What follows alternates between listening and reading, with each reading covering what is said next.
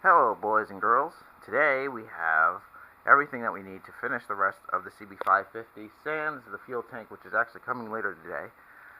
So basically we've got our new tires, we've got our brake, front brake caliper set, the return cable for our throttle, as well as the turn signals and some tire scoops to help in assisting in changing of these tires. I've already got the back one off, and I am going to proceed to break the bead to get that tire off. These tires are disgusting. They've probably been on this bike, who knows, maybe since inception. They're so dry rotted and cracked and disgusting that there's no way in hell I'm riding on them. So I got these tires, I think they're Duro brand. They were pretty cheap, but there's not a lot of tires for the CB550, at least that looks stock. This is the only one that had the same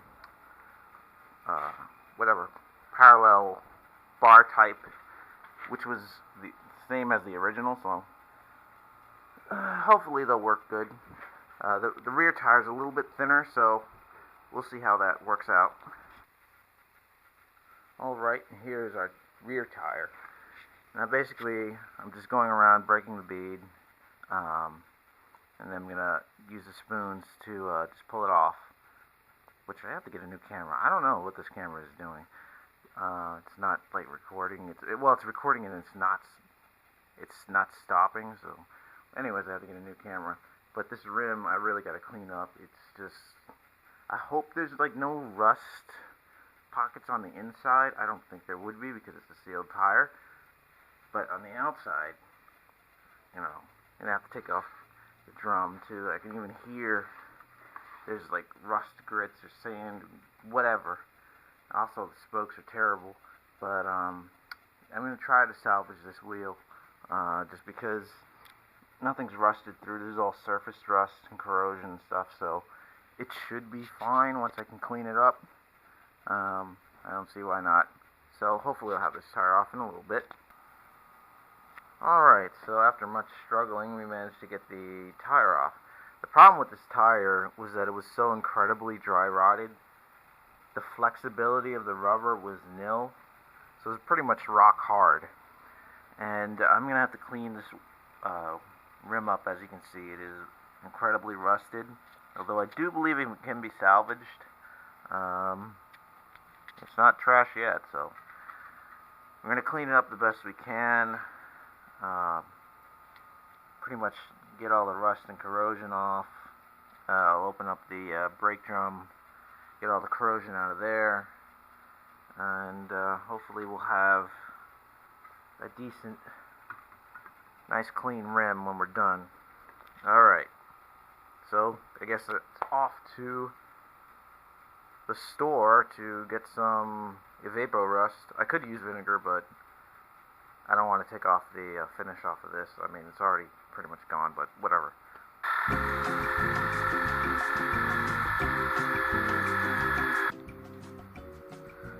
So far on this build, I've been using all manner of rust removers and stuff. Some of the WD-40 series rust remover. I've been using vinegar on some of the bolts and stuff, and then recoating them with some clear coats. What else? Evapor rust on some of the other parts, and usually what I use is a soft wire bristle brush on the pieces just to scrub them clean, which usually it seems to be working, and it seems to be working with this rim, although it's going to take some time, and hopefully we'll get it shined up and looking nice. Hopefully there won't be any issues with the spokes, although I might want to go over them and make sure they're all the right tightness, so we don't have any issues going forward. Alright, so in the meantime, while that wheel is soaking and getting cleaned up, this is the push cable for the throttle, which I had no push cable before, so let's put this one in. So here we have another one of life's little joys. I don't know if you can see that. This is the push cable and it had a lip on it. Now this is the CB550K push cable. There must have been a different size control here, I guess, because that lip will fit inside there, but this screw-in part won't fit inside there. So I had to take the angle grinder and grind down that lip a little bit, so now that I can fit it in there and actually screw it in place, so it won't come out. So just one of those things that has been going on with this bike. I cannot wait to get this thing finished.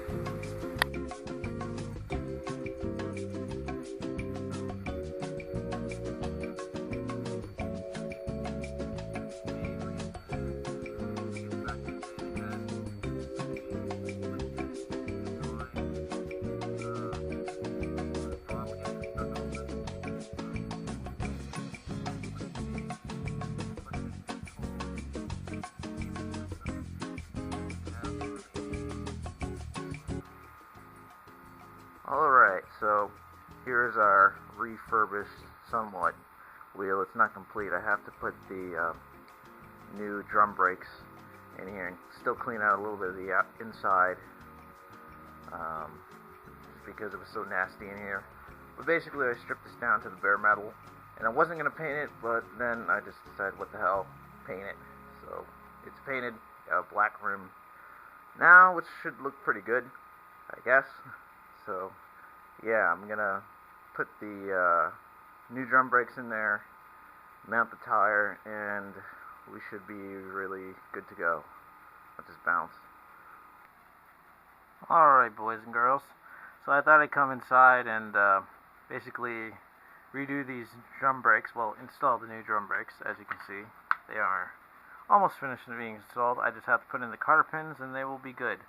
But basically, when I open up the drum brakes, this nasty mess, which, wear a mask if you're going to mess with old drum brakes, because some of these were made of asbestos, so yeah, FYI. But basically, as you can see too, there is no brake on this shoe. There were 2 pads in there, which I promptly threw out and disposed of. But basically, the pads had separated from the actual shoe. And I think that was the story with this bike. At some point, that had happened because these brakes were probably never serviced in quite some time. And that is what caused the rear wheel to lock up, and which caused the chain to break. And that, I think, was the story behind this bike. So let that be a lesson. Service your brakes. Drum brakes don't create a lot of stopping power, but especially if you're on an old bike, dirt and water and all sorts of crap can get in these brakes, especially if it's like this, which is like very common, where it'll have these little ports and stuff like that. Some of them have ports where you can actually see the level of erosion on the pad.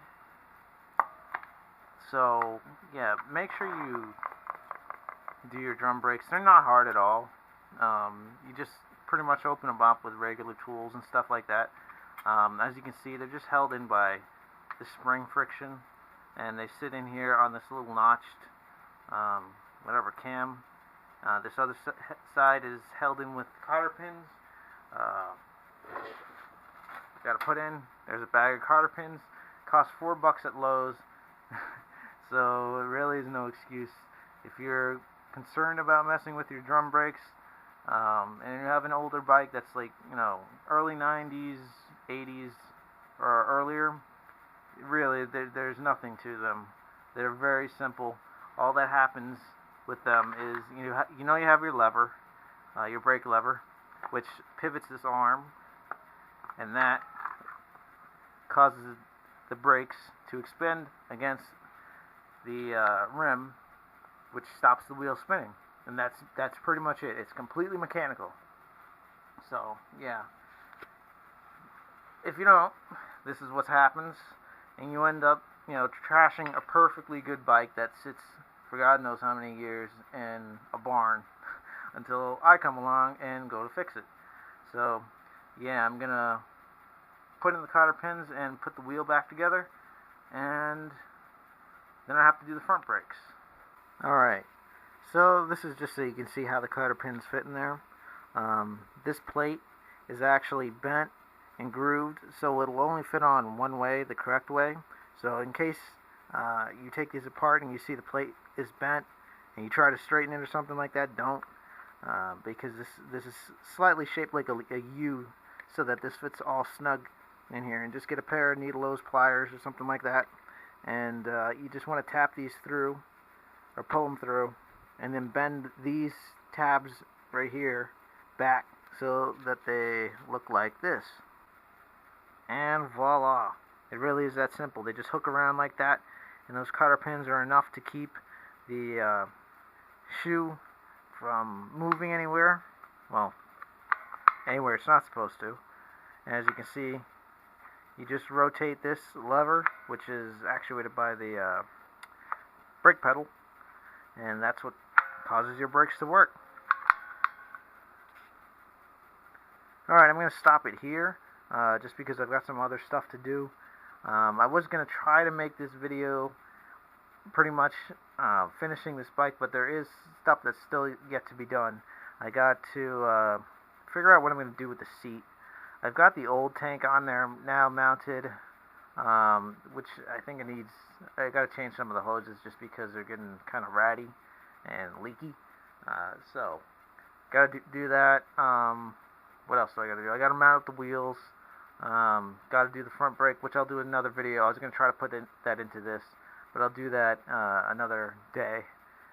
For the front brake assembly, which I got a whole rebuild kit, and hoses too, so that should be good, with the new master cylinder that I've been using. So yeah, look for that. I shall see you in the next video. Hopefully I'll have a running bike by the end of it, at least a running bike. Maybe not completely road legal, but maybe we'll be able to take it out and test. I don't know. I hope so. I've been working on this bike since October. I really want to get this thing working. Alright, thanks for watching.